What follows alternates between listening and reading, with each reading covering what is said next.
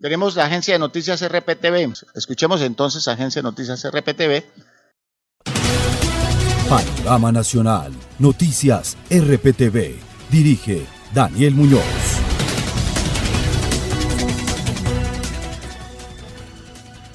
Los saluda Yair Díaz, es un gusto acompañarlos en este panorama nacional de la Agencia de Noticias RPTV.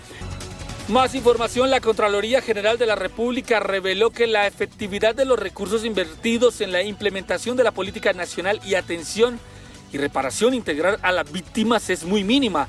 Edgar Ramírez nos amplía. El conflicto armado en Colombia ha dejado más de 265.000 víctimas, como José David Negret, líder social de Montería.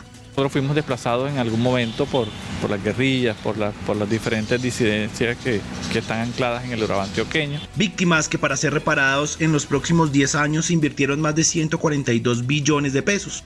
Recursos que tienen serias irregularidades en su ejecución, como lo menciona el Contralor Delegado para el Postconflicto, Juan Carlos Gualdrón. Hallazgos fiscales relacionados con, por ejemplo, en la ley de víctimas, cerca de 700 millones de pesos que han sido girados para personas que aparecen en el registro de la Registraduría Nacional del Estado Civil como fallecidas. Recursos que para el ente de control son insuficientes para cumplirle a cabalidad a las víctimas. La Contraloría considera que el esfuerzo fiscal va a ser superior a los 358 billones para cumplir, por supuesto, con ese 9.300.000 víctimas que hay hoy en el registro único de víctimas. Según la Contraloría General, de las más de 6 millones de hectáreas proyectadas para restituir a las víctimas, solo se tienen órdenes judiciales de restitución sobre más de 169.000 hectáreas.